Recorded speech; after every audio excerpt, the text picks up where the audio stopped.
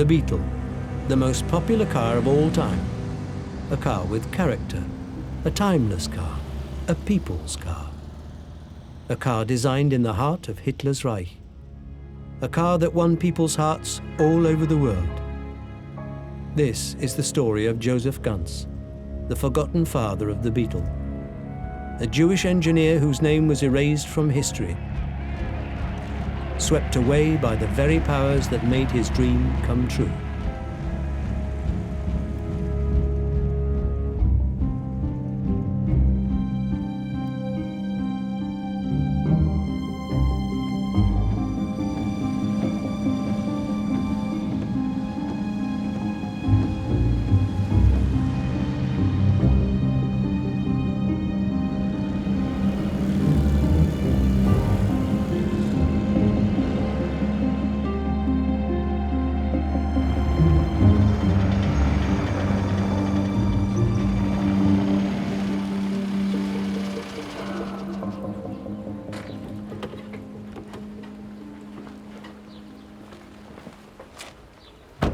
Hallo. Hallo. Ihr kommt wegen dem Ganzwagen. Ja. Hallo Gert. Hallo Paul. Guten Tag, Lorenz. Freut mich. Das ist das erste Mal, dass wir eine Standard Superior sehen. Es ist erstaunlich, dass das Auto so überlebt hat in der DDR. Es sind wirklich sehr viele Teile von dem Auto noch original. Wie die Kotflügel, die Seitenteile, die Räder, die Scheinwerfer. Der VW Käfer ist nach den gleichen Prinzipien mehr oder weniger gebaut, entsprechend der Massenfabrikation angepasst, aber die Konstruktionselemente sind alle da wiederzufinden. Ah ja. Wow. Ja, das ist wie müsste man jetzt vorgehen, um den Motor zum Beispiel zu starten? Also Batterie einbauen, Benzin in den Tank rein, Gasgestänge einhängen und dann müsste er laufen. Okay. So, das ist das Originalprospekt vom Standard Superior. Was interessant ist, dass Josef Ganz wird hier genannt. Ja, das zeigt aber, dass er ein sehr bekannter Fachmann zu der Zeit gewesen ist und der hochgeschätzt worden ist. And of that model, the very first model, as far as I know, no complete cars exist. Okay. Ik was als kind op de een of andere manier gefascineerd door de kever. Het was een klein bol autootje met een motor achterin, een heel karakteristiek geluid. Het verhaal wist ik wel ongeveer van Porsche en Hitler die samen dat ding op de markt hebben gebracht. Maar toen ben ik me weer gaan inlezen van hoe zat het nou ook weer precies. Ik kwam op een gegeven moment een artikel tegen. Dan wordt opeens ene Josef Ganz genoemd. En daar had ik nog nooit van gehoord. Nota bene een Joodse ingenieur die dan een belangrijke rol heeft gespeeld bij de Volkswagen. Die ik natuurlijk van kinds af aan kende als een nazi-project. Dat greep mij zo aan. Dus, en dan het fotootje van Ganz erbij als oude man in Australië. Helemaal aan de andere kant van de wereld. Dat was voor mij aanleiding genoeg om dat verhaal van die Ganz verder te gaan researchen.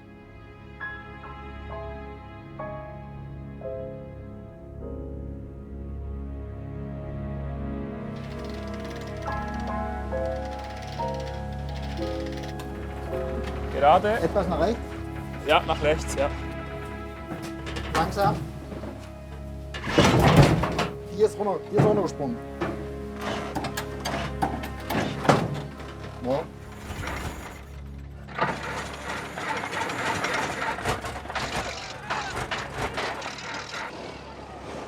In the beginning, people thought the first automobiles were a miracle. Born in 1898 and growing up in Vienna, Josef Ganz was fascinated by this extraordinary new invention. Ferdinand Porsche had just launched an innovative electric car. As a 12-year-old, Ganz was already dreaming of becoming an engineer himself. Crossing the busy boulevards of Vienna, he might have walked past a certain Adolf Hitler, a frustrated artist who would later come to ruin his life.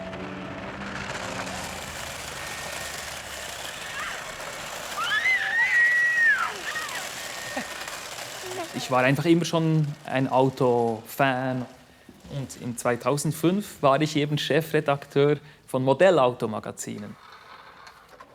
Und als ein Familienfest war, zeigte jemand einen Zeitungsartikel über Josef Ganz. Es war sehr speziell. Ja, ein Mann von meiner Familie hat etwas mit Autos zu tun und mit Porsche und mit dem Beginn der Automobilindustrie. Und der Journalist, Paul Schilperohr, ich dachte, das muss ein alter Journalist sein, aber es war ein junger Mann, ähnliches Alter wie ich. Ja, jetzt versuchen wir dieses Auto, weil es ein bisschen abgeändert worden ist in der DDR, zurückzubauen, um die Geschichte von Josef Ganz bekannt zu machen. Weil seine Geschichte wurde dann offiziell nicht beschrieben. Josef Ganz fehlte in der Geschichte.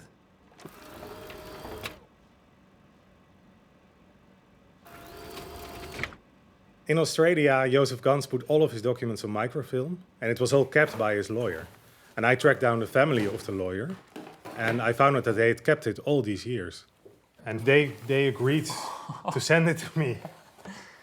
So one day the first box arrived like this. I open it, this is all microfilms. Can I take it out? Or? Yeah, you can take it out. Just hold it at the edges. And in some of these I found really interesting documents. I like think this I see a car or something. In here, this is the oldest thing I found about Josef Ganz. It's the only picture actually of him as a child.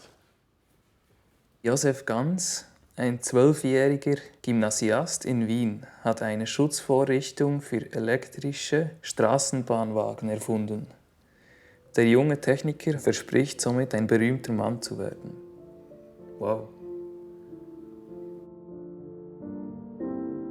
A promising future lay ahead of him. His father was a well-known journalist, writing for the Frankfurter Zeitung. Their home was a meeting place for members of state, famous scientists, and prominent artists.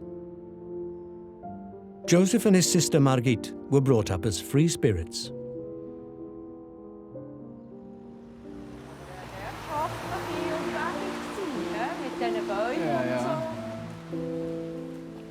Josef Ganz war mein Großonkel. Er hatte selber nie Kinder und mein Vater war sein Göttibub. Er war eine wahnsinnige Figur in unserer Familie, obwohl er eigentlich abwesend war. Immer hat mein Vater feierlich zu uns gesagt: Vergesst nie, Josef Ganz war der Entwickler des VW-Käfers. Das schönste Auto der Welt.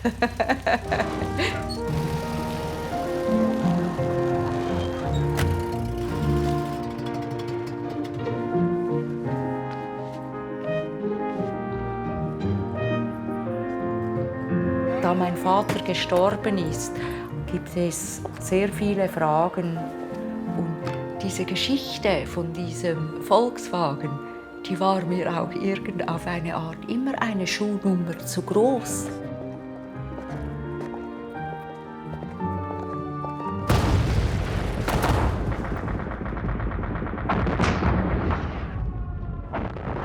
In July 1916, Ganz voluntarily enlisted in the German army. He was Jewish, but he felt German above all else.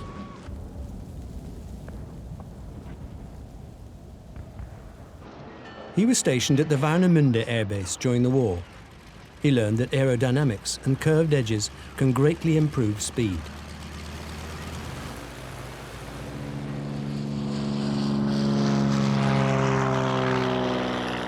Immediately after the war, Ganz studied engineering in Darmstadt, where he met the love of his life, Madalena, his landlord's niece.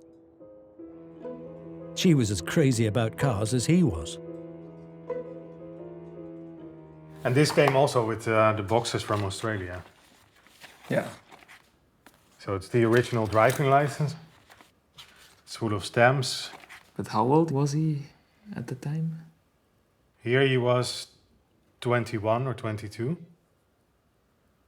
I think you look a little bit like Josef Ganz.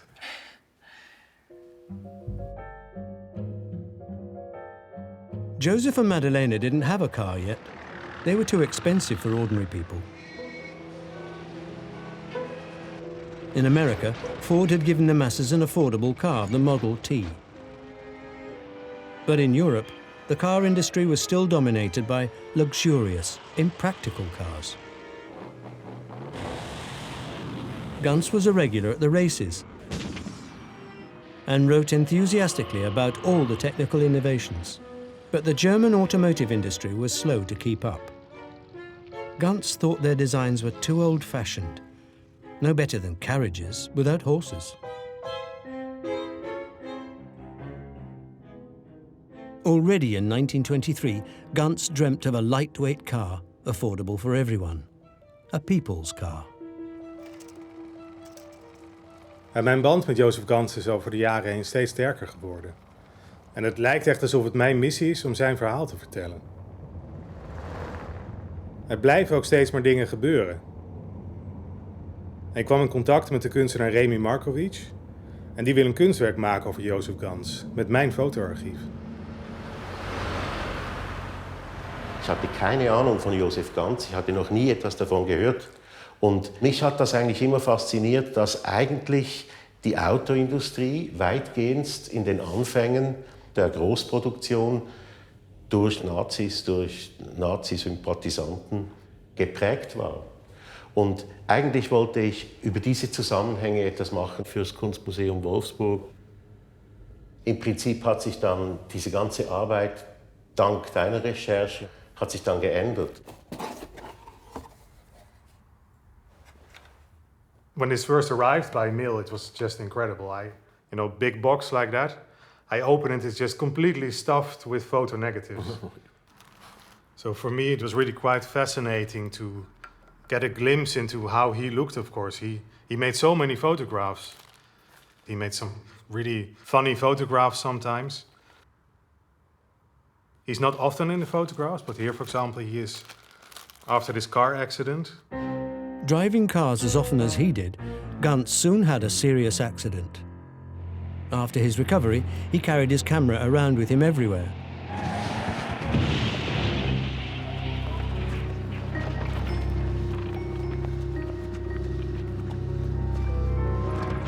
He carefully studied and recorded all the failings of the current car designs. Big carriages lying in ditches, victims of their high centres of gravity, their rigid axles.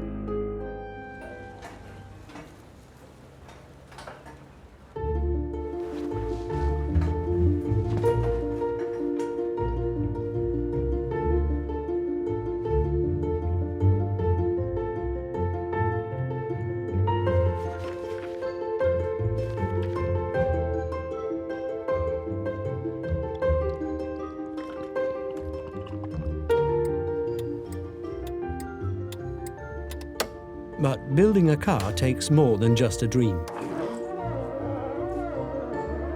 It needs investment, time, and money. Ganz didn't have the resources to create his perfect car. Instead, he became the chief editor of Motorkritik, which became one of the most influential magazines in the German auto industry. His girlfriend Madalena was hired as his editorial secretary, and they moved in together above the magazine's office in Frankfurt. Ganz lived and worked by the motto, "No innovation without criticism." He tested every new car himself, on steps, rough terrain, and alpine passes. There was no better place to get to know a car than a hairpin bend. He uncovered faults in new models, not for the sake of criticism, but for progress, to move forward. Within a few years, circulation reached 13,000 subscribers. But the industry was not amused by his magazine's critical reviews. Ganz got threats from car manufacturers, advertisement boycotts. They feared their car sales would drop because of the magazine.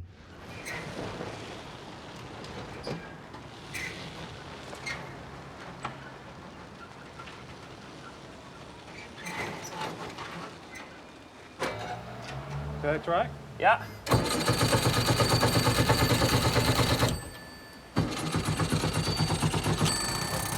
Ja, Gas, Gas, Gas, Gas.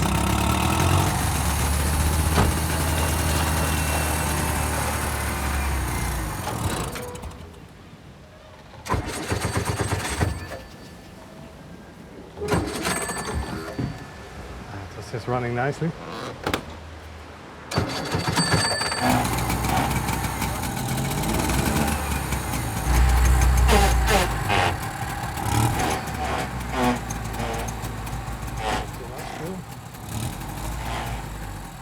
No car company was brave enough to invest in small cars. Finally, Ganz got a chance to put his knowledge into practice. He built a first prototype of his people's car at the Ardi motorcycle factory. This small, lightweight car featured a central backbone chassis, independent all-round suspension, and a mid-mounted engine. An economical, streamlined, and comfortable car that hugged the road. He named the car the Ardi Ganz and put himself on the front page of the magazine. His Ardi Ganz was inspired by nature. No hard edges, but round shapes and flexible joints. A good car, Ganz believed, should move naturally like an animal, and as fluidly as his favourite creature of all, the May beetle.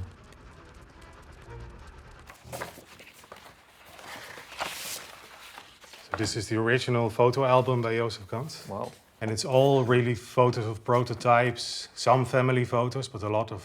Maikäfers Gerüst. Oh, Geburt. Geburt. Yeah, the birth of the Maikäfer. Yeah. Here you really have many, many pictures.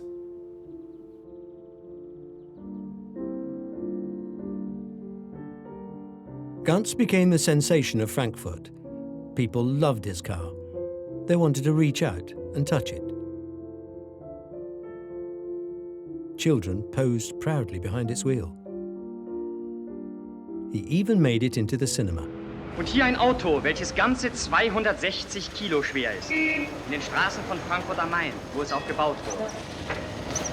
Vorne achsenlos aufgehängte Räder, hinten Schwingachsen. Es fährt, wie Sie sehen, über jedes Hindernis.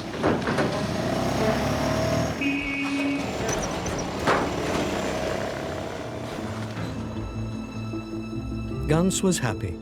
His years of hard work were starting to pay off. Finally, Germany was becoming a centre for automotive innovation and progress.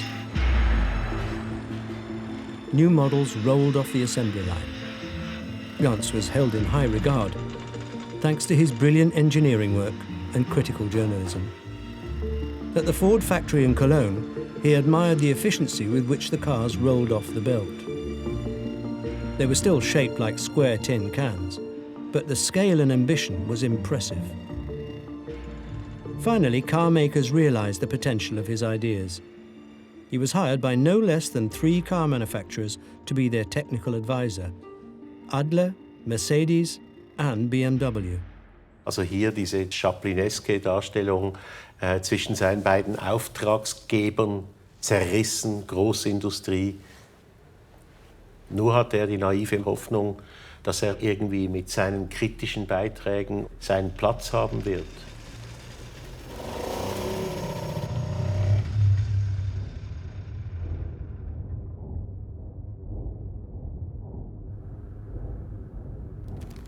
You see swastikas appearing, like here, for example. Right. But it's more by chance.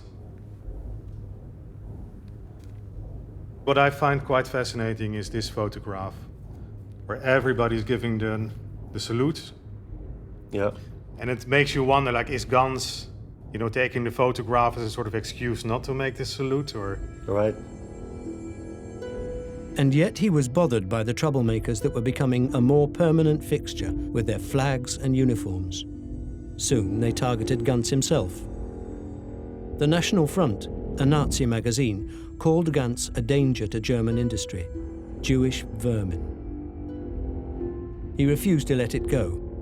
He threatened with a lawsuit, prepared his case, and collected multiple statements of support. The magazine was forced to make a statement in which they withdrew their allegations. It was 1932, and this time Ganz won, but the feud was far from over. Spring had come and Ganz did further test runs with his May Beetle. The Standard Car Company wanted to put a people's car designed from his prototype into production. Hundreds of the Standard Superiors would make it onto the road. The car was produced in 2 colours and branded a Volkswagen.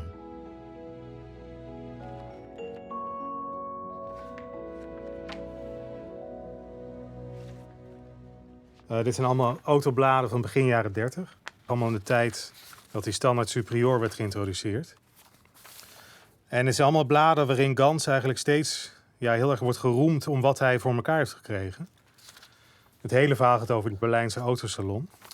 En hier noemen ze de Clou der Ausstellung, komt van diploma-ingenieur Ganz van de motorkritiek. Die große Automobilausstellung in Berlin. One of the first things Hitler did after coming into power in 1933 was to open the auto show in Berlin. Ganz saw him, lingering at his Standard Superior. Hitler was passionate about the idea of a Volkswagen to motorize the German people. So that looks like Hitler and Göring walking onto this floor of the show. He was really directly behind Hitler. With the country still recovering from the Great Depression, the new Autobahn that Hitler was so proud of gave the German economy a major boost.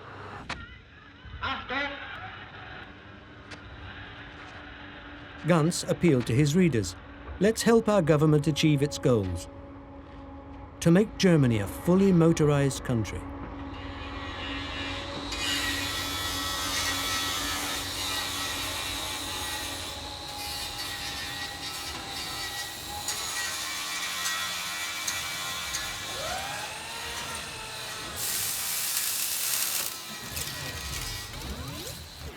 Also wir haben die alte Karosserie abgenommen, Ja, haben alle Teile demontiert, Sand gestrahlt, grundiert und lackiert.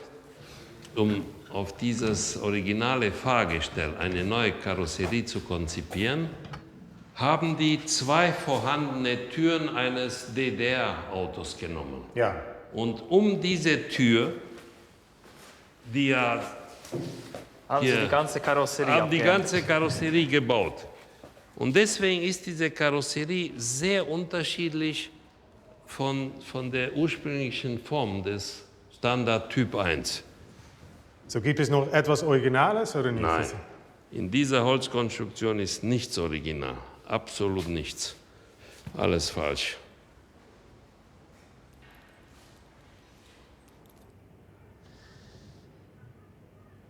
It's still more work than I expected. Ja. Yeah. It's just a huge work. It's probably we were a bit naive.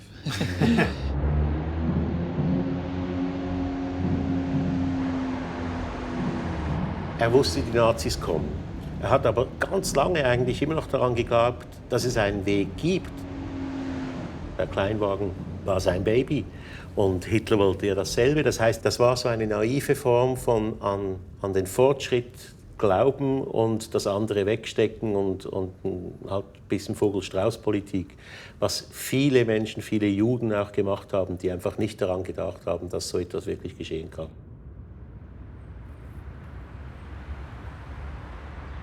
Hitler's support of his lifelong dream blinded Ganz to the dark sides of the Nazi regime. In May 1933, he was arrested by the Gestapo and falsely accused of blackmailing the German car industry. They interrogated him for days. Weeks went by without a charge. After a month, he was released thanks to some influential friends.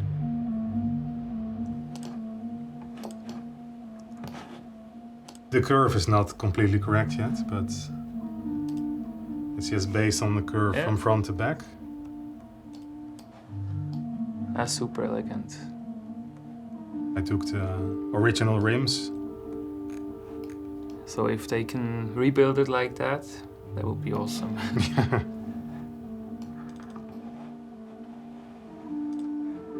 As soon as he was out of prison, Ganz started working on a second model of the Standard Superior, slightly bigger, with a more fluid line and a back window.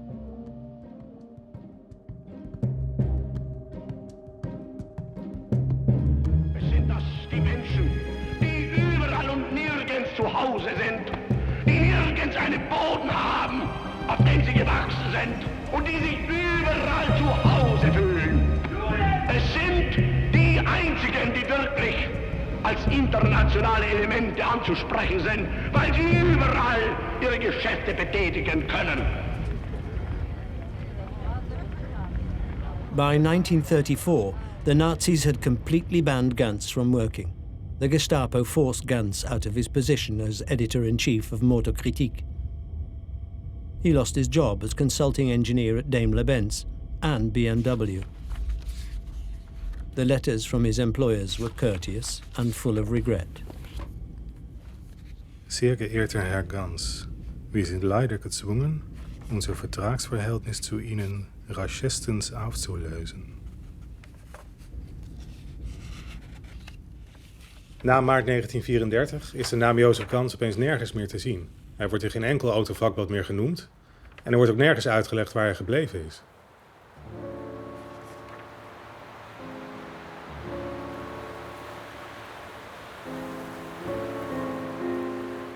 Ganz was bereft. He couldn't eat or sleep.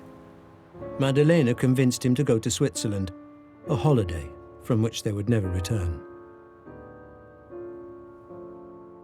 In 1936, Josef Ganz received quite a clear warning for both his patents and life, that they were both endangered. And the letter comes from an acquaintance from the technical industry. At the bottom he writes: Der Hauptgrund dieses Briefes aber ist, Sie darauf aufmerksam zu machen, dass die deutschen Patente des Herrn G. gefährdet sind, solange sie in seinen Händen bleiben. Ich glaube nicht, dass man in Deutschland Federlesens machen wird, wenn man bei der Herstellung des sogenannten Volkswagens durch die Patente eines jüdischen Emigranten gehindert werden sollte, der noch dazu so beliebt ist wie der Herr G. Gänse schnattern in der Regel, aber wenn es ein Revolvergeschnatter wird, dann wird man versuchen, dem Vogel den Hals abzudrehen.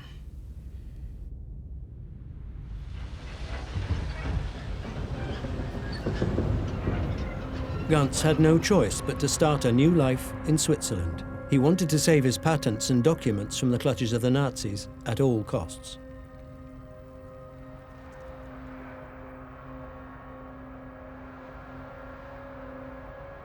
He planned his secret journey on the day he knew all Nazis would be busy, the Nazi rally in Nuremberg.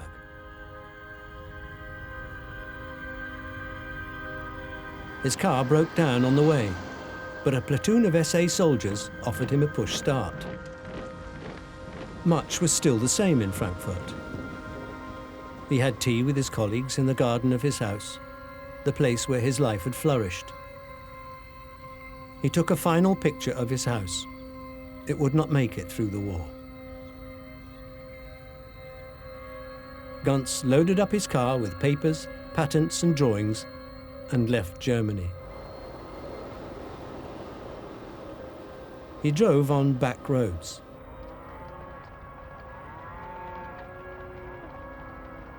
Arriving at the Swiss border crossing, Ganz was met by a single soldier who waved him through. Back in Zurich, he went to the annual Paris Motor Show. He somehow obtained his passport in 1935 at the embassy of Honduras in Paris. He was, of course, looking for a new country. He couldn't return to Germany. And he used this to travel all around Europe. And he was staatenloos, so he couldn't stay anywhere. He had no country anymore to live in. In 1938, his German citizenship was taken away from him, and with it, all his claims to German patents. Ich freue mich, dass es der Fähigkeit eines glänzenden Konstrukteurs und der Mitarbeiter des Stabes gelungen ist, die Vorentwürfe für den deutschen Volkswagen fertigzustellen, die ersten Exemplare ab Mitte dieses Jahres endlich erproben zu können. Hitler had given Ferdinand Porsche the contract to develop a people's car to be sold for 1,000 Reichsmarks. Hitler himself made a sketch, very similar to Ganz's own publications. It was the drop shape that he'd been promoting for over 10 years. Der Konstrukteur des Wagens, Professor Dr. Porsche, erklärt dem Führer das Chassis. Porsche was developing an identical concept to the one Ganz had been testing. An engine in the back, backbone tube chassis, swinging axles, and a streamlined look. A savings scheme allowed people to save up for their own car. After more than a year of roaming through Europe, Ganz finally made his home in Zurich with Madeleine, her sister, and little cousin Dieter.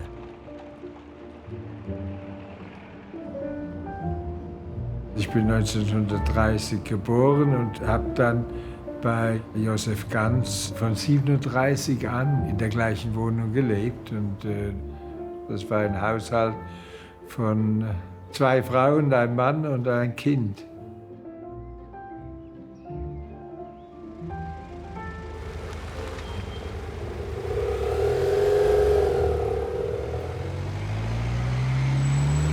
Da, wo die Stecken raufgeht, da hast du gewohnt? Ja, also du siehst die 2 Garagen.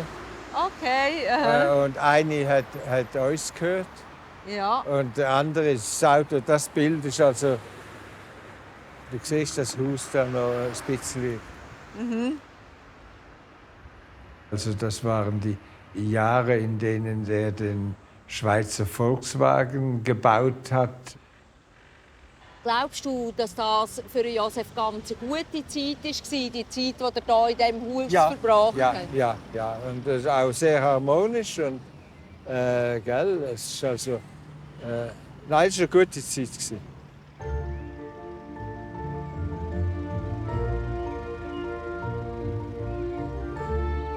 At the same time as Porsche developed his Volkswagen in Germany, Ganz was now working on a Swiss Volkswagen.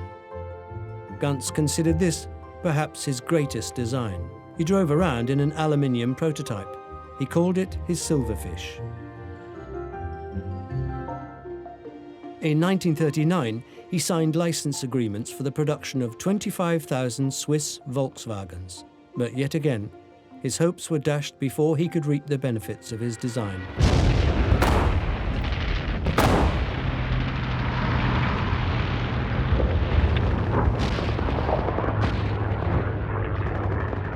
Europe was plunged into a state of war. In Germany, the glistening new Volkswagen factory immediately switched to producing military vehicles that Porsche developed based on the design of Volkswagen. Neue Volkswagen für die Panzerarmee des Generaloberst Rommel.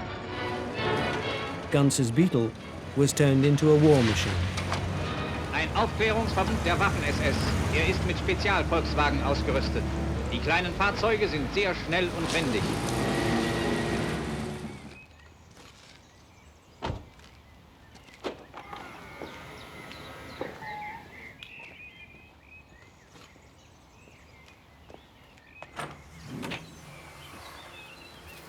Ciao, Norbert. Hallo. Wie geht's dir? Geht gut, geht gut. Während dem Krieg 1941 war ein Plan von den Deutschen, die Schweiz anzugreifen, also zu besetzen. Und dort haben wir natürlich wahnsinnig Angst gehabt. Oder wir haben gewusst, das ist, damals hat man Konzentrationslager schon gekannt. Mhm. Also Angst spürt man als Kind. Mhm.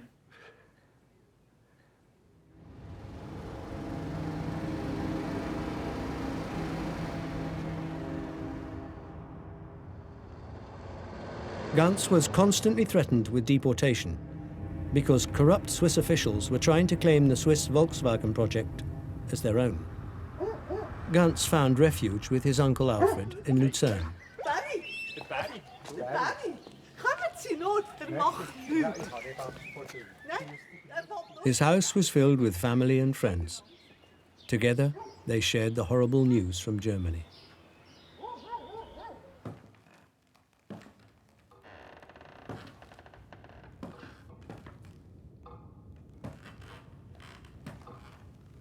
Ganz's niece Elisabeth was killed in Auschwitz.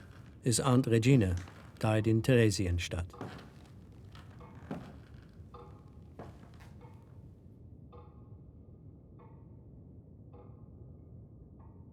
Ja, die Mutter hat sich, glaube so irgendwie schon fast vorbereitet, falls sie dann kommen oder so, habe ich mal gehört. Oder? Also, Gift ist bereit gelegen.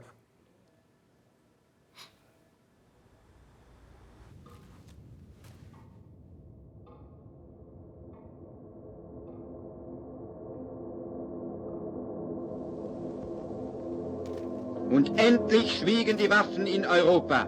Erinnern wir uns noch der Freude jenes Tages? Der Krieg hatte uns kaum gestreift. Die Drohung fiel von uns ab.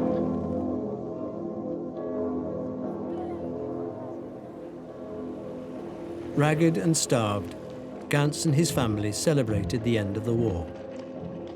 Germany was in ruins and occupied by the Allied forces. But Ganz was confident that he would be making cars once more now that the war was over. Not everything had been totally destroyed. The Beetle would soon be back on the road again. For the Germans, so long committed to war production, today are turning their energy into peacetime channels. As early as 1946, with English management, the first Beetles were back in production. Who would have thought that this car would help Germany recover so fast? That the Beetle would become a symbol of German resurrection.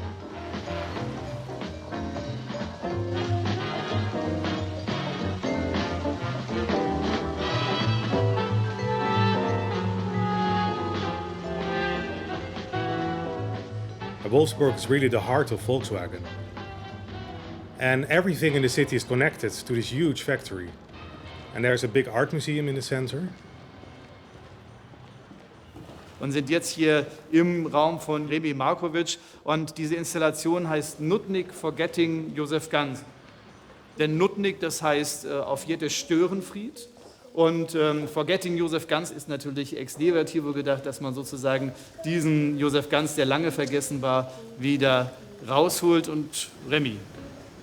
Wir haben dann in der Mitte des Raumes den Entwurf quasi für ein Denkmal für Josef Ganz.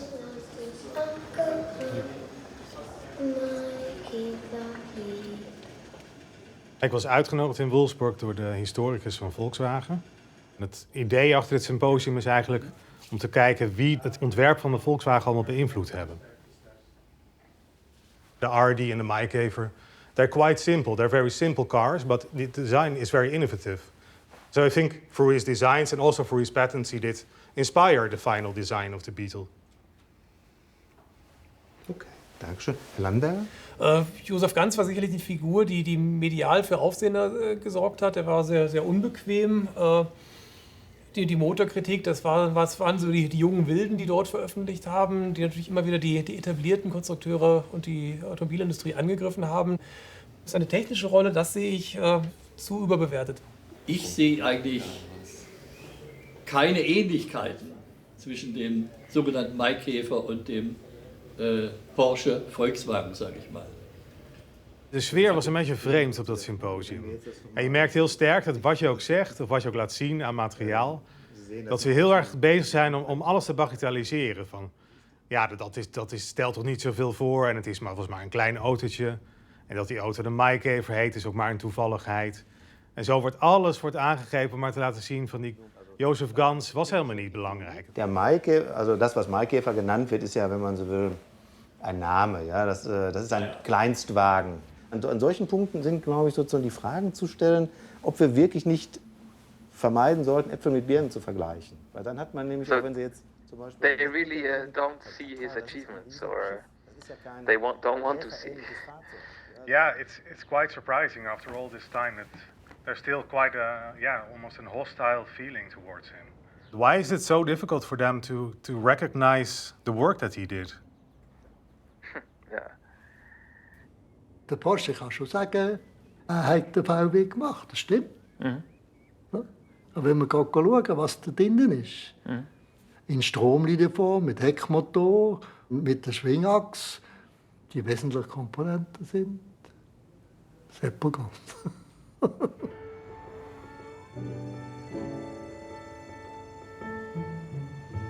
But Ganz's attempts to resume his work were overshadowed by new accusations of defamation. His tireless efforts to fight injustice eventually gave him a reputation as a troublemaker. He had so much evidence he had to give. He wanted to really prove he was right. Because there was one journalist who wrote that the Ganz cases alone, the Ganz court cases, could paralyze the whole Swiss legal system. Because at one point there were 10 cases at the same time going on. The court cases had put him under so much strain that it also cost him his relationship with Madeleine. Das darf man nicht. Man darf gegen die Obrigkeit nichts gewinnen. Ja. Dann macht man sich ja schlecht. Oder? Das ist das Problem. Ja. Oder? Deswegen hat die Familie gesagt, don't fight. Oder? Um Gottes Willen kein Prozess.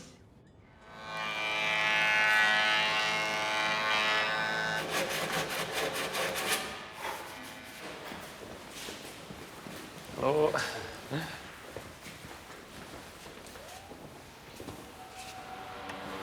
Ich glaube, ist da.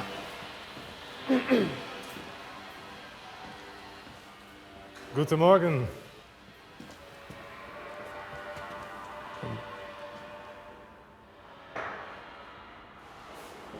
Ist super gut gemacht.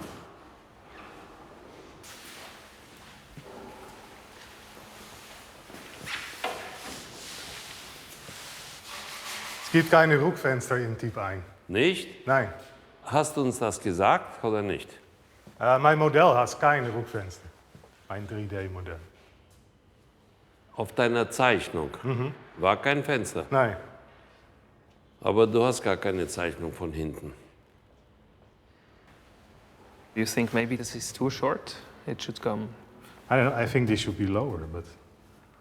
lower, like... Yeah, that it stops more or less here and not here. So? Ja, en dan een beetje upwillen.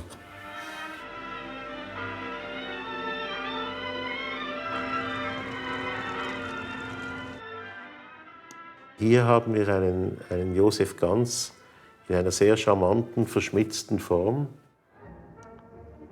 Das ist in St. Moritz, weil er für das Bob-Team einen Auftrag hatte, den Bob, das System besser zu machen.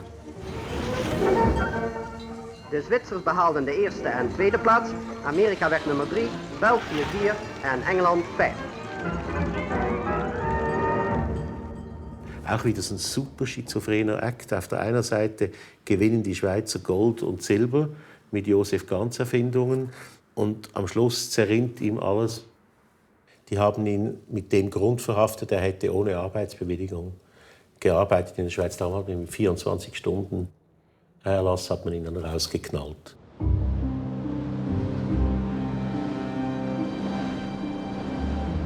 In 1951, disillusioned, Ganz emigrated to Australia, leaving everything and everyone he loved behind. His departure took place at the same time his Beetle was shipped all over the world.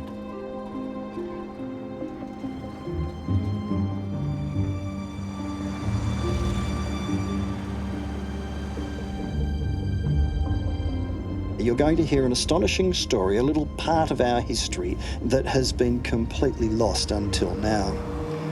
After World War II, an engineer escaping from post-World War II Europe settled here in Melbourne and started a new career. The remarkable story of Josef Ganz will be told by Dutch journalist and industrial designer Paul Schipperord, who's been researching it for years. He lived here from 1951 up until his death in 1967. So I think he must have met tons of people.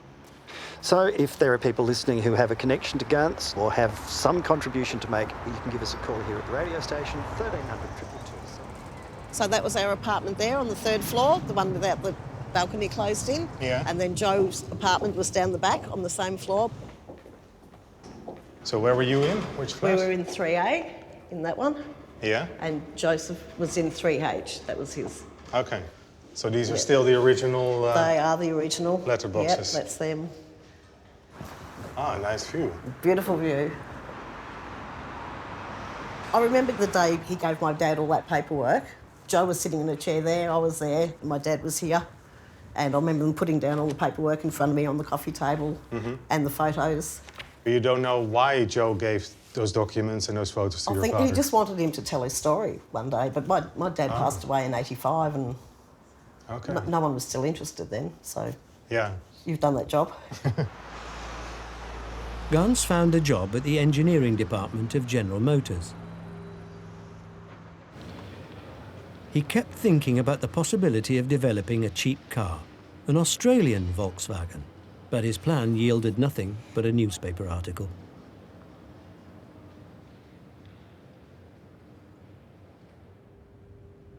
He missed his old friends, his family, and Madalena. His letterbox became his lifeline. Madalena kept sending books and articles about the Beatles' enormous success. Director Nordhoff was celebrated. The genius Ferdinand Porsche was honoured, but Ganz's name was absent. Und so feierte man in Wolfsburg den inzwischen schon längst wieder verflossenen Tag, da der millionste Nachkriegs-Volkswagen vom Fließband lief. Ganz wasn't invited to this celebration. Only a few years later, when the 5th millionth Beatle rolled off the production line, the famous director of Volkswagen, Heinrich Nordhoff, wrote him a letter. Lieber Herr Ganz, nachdem ich durch einen glücklichen Zufall Ihre Adresse erfahren hatte, gibt mir nun ein Gespräch, das ich vor kurzem mit gemeinsamen Züricher Freunden hatte, Anlass, Ihnen diesen Brief zu schreiben und Sie ohne viel Floskeln zu fragen, ob Sie Interesse daran hätten, uns noch ein wenig bei unserer Arbeit hier im Volkswagenwerk zu helfen. He replied, saying that he would be very pleased to work at Nordhoff's factory, the one that gave birth to the very idea of the May Beetle.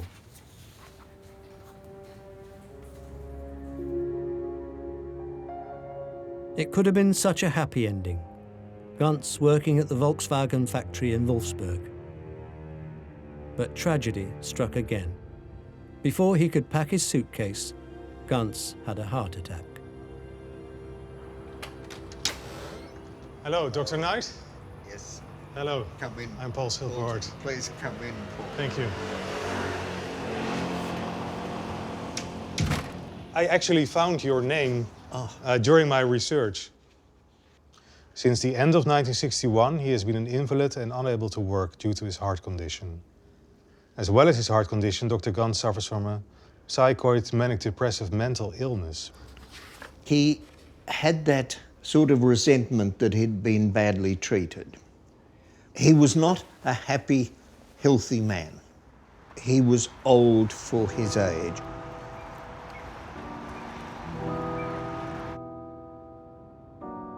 Ganz hardly left his apartment anymore. His neighbours brought him food. He never completely recovered.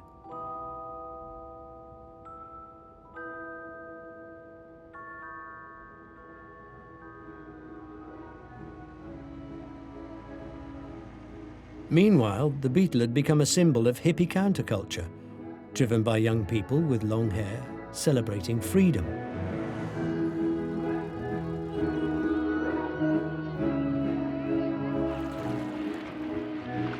In 1965, he got in touch with an Australian car magazine to tell his life story. Ganz's last attempt to get recognition.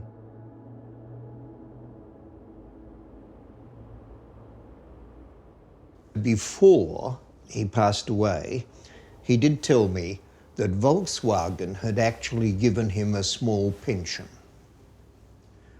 Not quite the recognition that he'd wanted, but he felt there was some degree of recognition of his past work. I'm not sure that he lived long enough to receive it.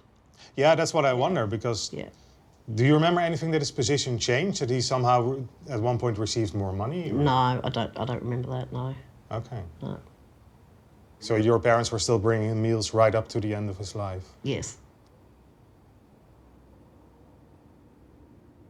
My family had been out somewhere, and as my dad was putting the key in the door, my mum yelled out, "Oh, Joe's collapsed." And we all had to look down the hallway, obviously, and his legs were sticking out into the hallway. He'd obviously collapsed literally in the door of his apartment. And obviously my father went rushing down there, and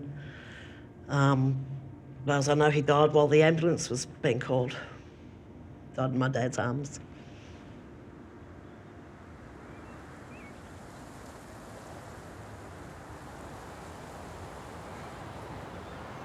I'm looking for the last resting place of a man who was cremated here in the late 1960s. Okay, I can show you the garden of no distant place where all our scatterings take place. Yeah. It's actually located here.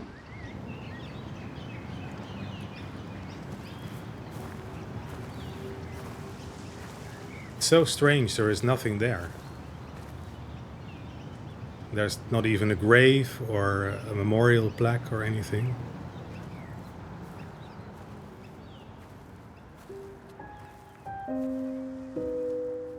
Liebe kleine Maya, wenn dieser Brief zufällig erhalten bleibt, bis dahin wirst du dir erzählen lassen müssen, wer ihn geschrieben hat. Ein Großonkel, Ingenieur wie dein Papa, den es aber bis ans andere Ende der Welt verschlagen hat, weil er ins Rad der technischen Geschichte eingriff und das damals viel böses Blut gemacht hat. Ich wünsche von ganzem Herzen, dass du die Zeit erlebst, in der es wirklich wert ist zu leben, in der nicht Gewalt, sondern das Recht regiert. Allerherzlichst, dein Großonkel Joe.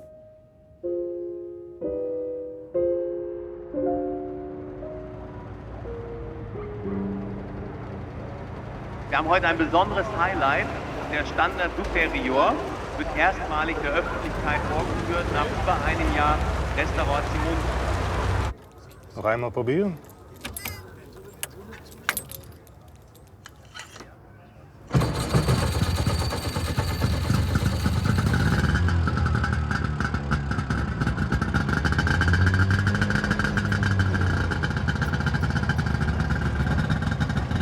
Das Fahrzeug ist der absolute Vorläufer vom Volkswagen.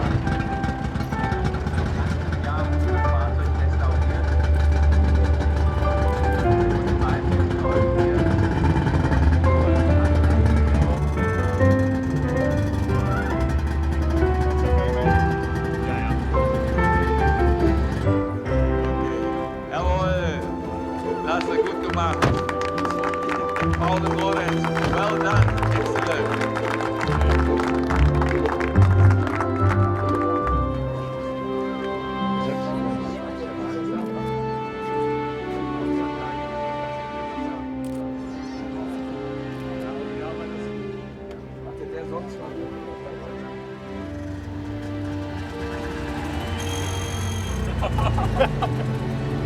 I think the ignition really needs a lot of tuning.